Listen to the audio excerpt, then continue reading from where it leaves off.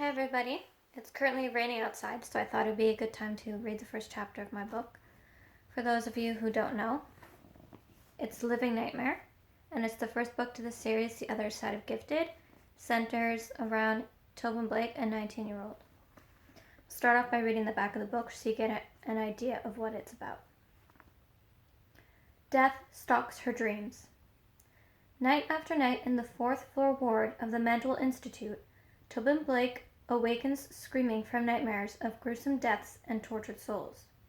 Therapy isn't helping, the drugs aren't helping, and lately the nightmares are getting worse. When a new doctor and his hypnotist colleague arrive promising breakthroughs, most patients are relieved. But Tobin senses something deeper is amiss. Now a stranger is hiding cryptic clues and suspicious newspaper clippings beneath her pillow, and when the nightly visions begin leaving bruises and scars on her waking body, Tobin must fight to retain what's left of her sanity.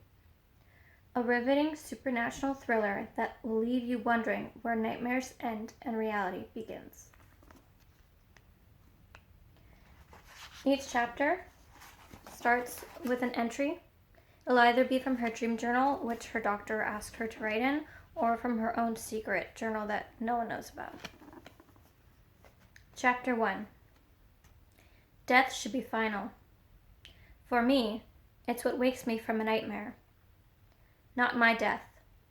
Theirs. The second they stop breathing, my eyes open. I feel everything. Their disbelief, their fear, and the pain. Their pain digs its claws into my heart until I can't think. They die. I die. I wake. I will never forget. Tobin. What the hell? Tobin Blake stared at the wooden railing in front of her in confusion. Where was she? The railing bent in a high arch. She frowned at it. A bridge. She was outside? How did she get outside? She was in bed a minute ago. No, not again. Her heart banged against its bone cage. Wake up. Come on, wake up. Sleep was bad. She had to wake up. If she was dreaming, it was no use. She wouldn't wake up until it happened. She couldn't escape it. It controlled her. Focus on the landscape. Panicking won't help. A river waded beneath the bridge. Dark black ripples of water reached out to meet the night sky's spill of navy ink with a sparse sprinkling of stars thrown across it. Tobin sighed. Beautiful. She studied it like an artist would, not to memorize, but to calm. It didn't work. Pressure built in her chest. She wasn't ready. Tobin squeezed her eyes shut and took a deep breath. It did nothing to stop the sorrow snaking its way through her body. Not her sorrow, though it became hers anyway. When her eyes opened, the sky was blurred by a wall of tears about to spill over. Too many emotions swirled inside her heart. She could hardly catch her breath from the weight of them.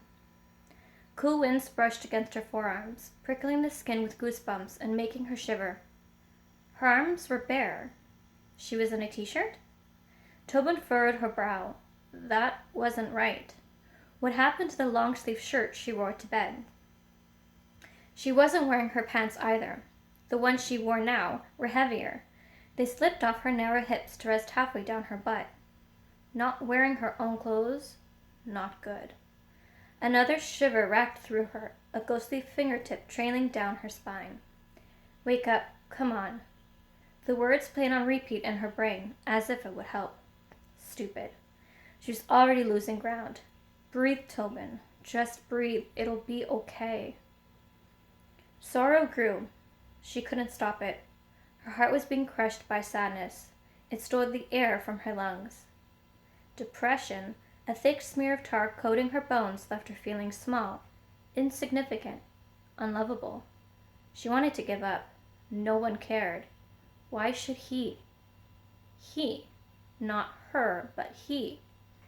Tobin scanned the area, searching for the person responsible for her heart's battered condition, for the he. The stars lit him up with a dim spotlight. He was a teenager in baggy jeans and a black shirt.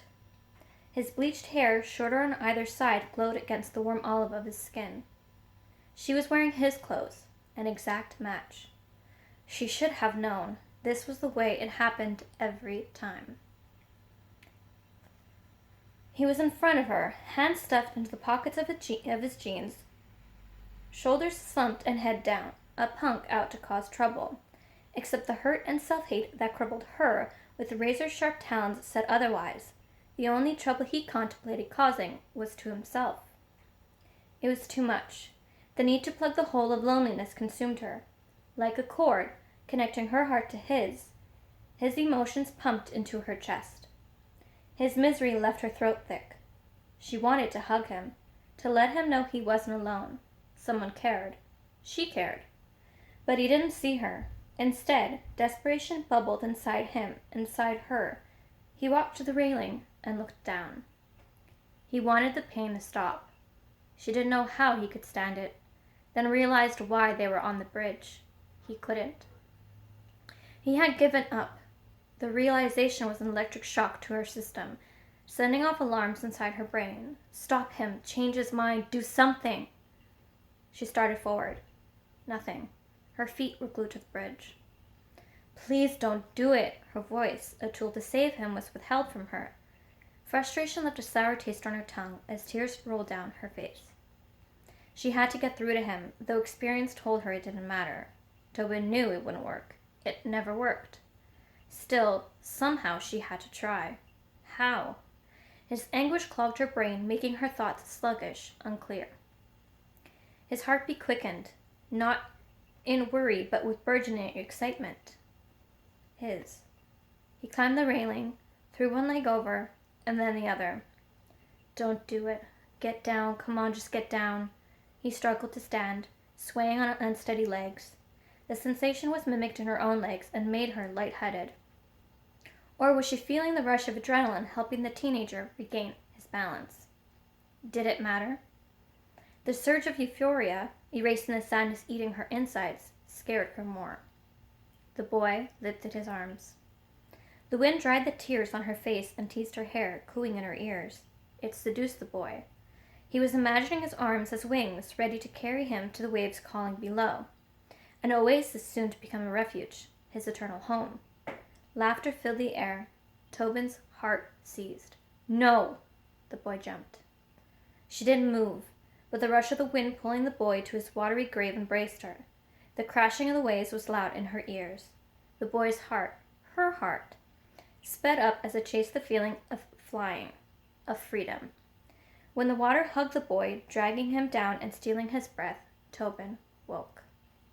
The scream shot up her throat on rusted nails, startling her from the nightmare. She began coughing from the shock of it. The violent coughs made her stomach heave. Her chest burned, like someone had cracked open her ribs to cut out her heart.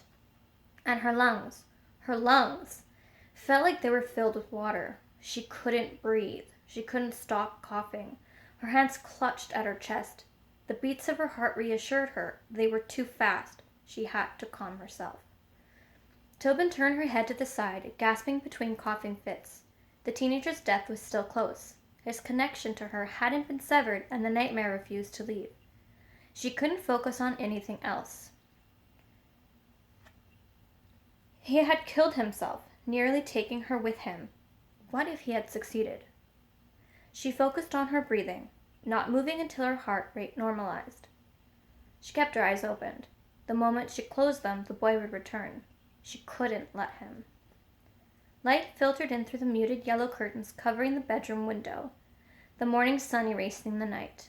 Too bad it didn't have the power to erase the nightmare along with it. Tobin ran a hand through her black hair, grimacing when her fingers touched the damp strands. Gross. She had sweated through her clothes, too. The eggshell long-sleeve shirt was twisted around her torso, sticking to her like her sweat was superglue. She eased onto her elbows with a wince. Her body was a giant bruise, thanks to the boy hitting the water with a smack. A drop of sweat rolled down her nape. Tobin shivered as she sat up and fixed her shirt. She rubbed her chest over her heart. Her pulse returned to normal, but a dull aching remained. Shame. She kicked her sweat-stained bedsheets to the floor of the bed, then hugged her knees to her chest. He shouldn't have jumped. She should have stopped him. Tobin brushed tears off her cheeks, sniffling. Why did he do it? Drowning was a horrible way to die. She hated it. It was a waste killing himself, making her feel like she died too. Stupid. She dug her nails into her legs and shook her head. Just a nightmare. None of it really happened. She was safe in her room at the Mandwell Institute. There was no boy, no one drowned. It was just a bad dream, she told herself. Someone whimpered. Not her, but the sound stalled her heart. She held her breath and turned to the right, half expecting to find the boy dripping water onto the floor. He wasn't there, of course. The noise came from her roommate, Lacey, who was curled into a fetal position on the other bed in the room. Streaks of light from the window by the bed fell across Lacey's face in a warming touch, but there was nothing soft about the expression on her face. Tobin dropped her gaze, but looked back a second later.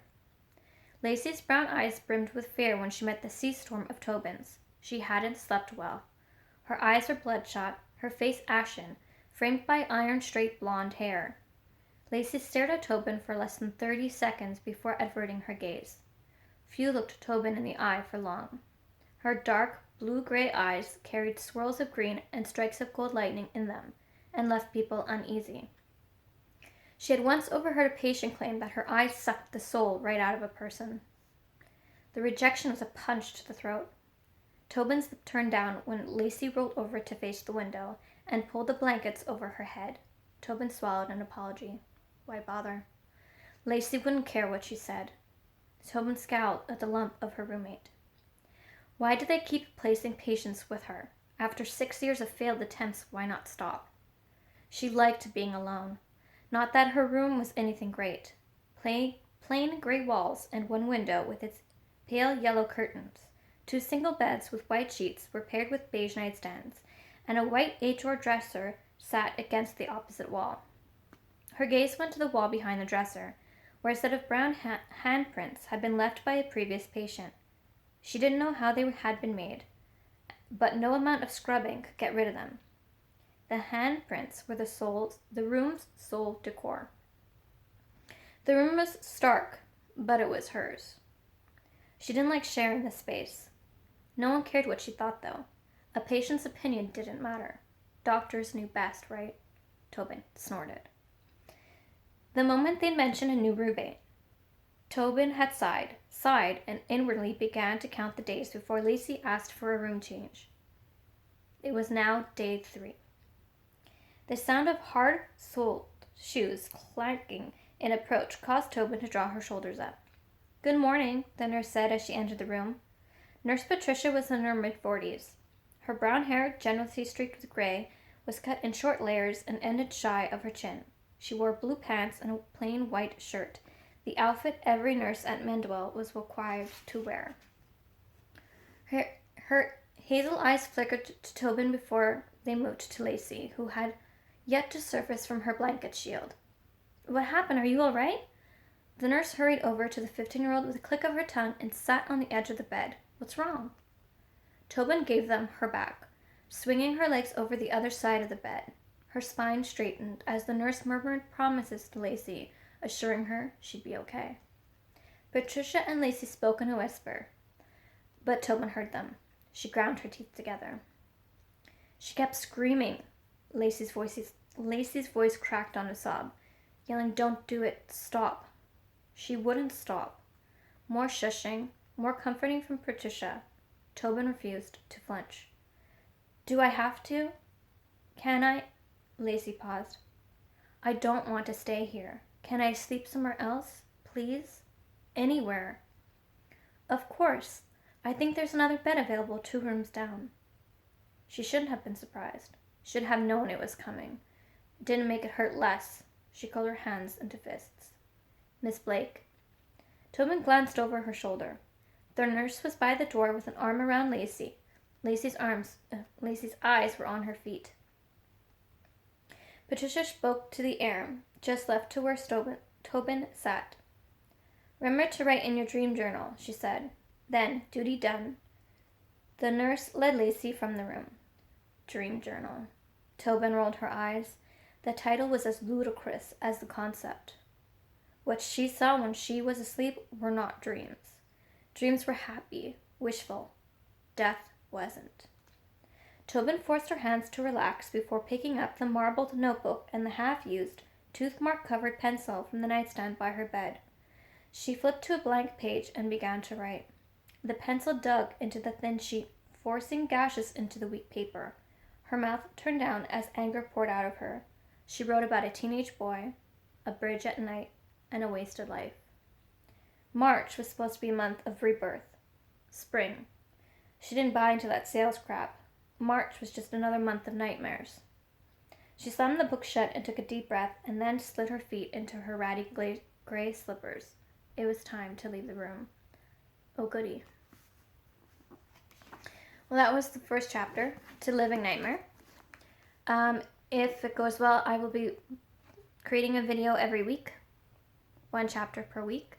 Hope you enjoyed it, and see you next time. Bye.